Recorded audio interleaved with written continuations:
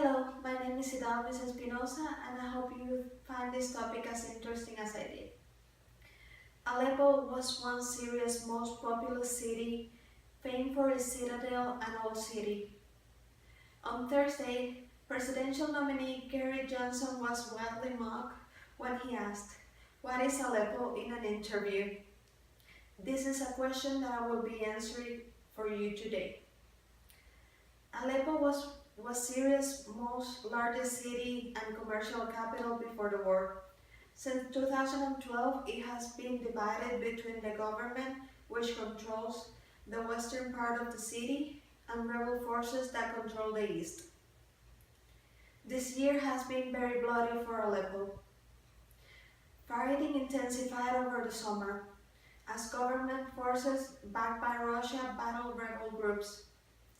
Only the government has air power, and the intense bombardment has left most of the eastern part of the city in ruins. The western government-held side has also sustained indiscriminate attacks that have left some neighborhoods very wounded. Some of the most harrowing tales have come from doctors working to save the wounded. Control of supply routes in and out of the eastern part of the city have been a focal point of the conflict. According to aid officials, about 275,000 people remain there, cut off from reliable supplies of food, water, and medication. Fighting have also limited aid deliveries to 1.5 million people in the west, where water shortages are just as frequent. But nearby the daily life goes on.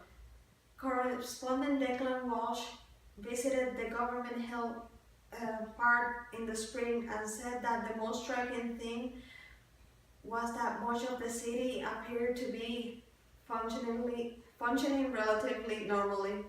The strangest part is that the backdrop of the daily bustle is a cacophony of bombs, he wrote afterwards. There is no end to the fighting inside.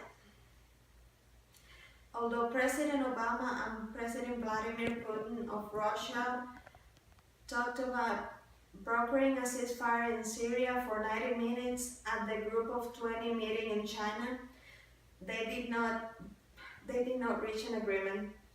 Meanwhile, the situation continues and civilians suffer and die every day. Now the city is a byword of destruction, recently labeled as the apex of horror by the top 8 official of the United Nations. Just during this summer, nearly 700 people have been killed in fighting in Aleppo, including 160 children. And the war doesn't seem to be coming to an end. Thank you.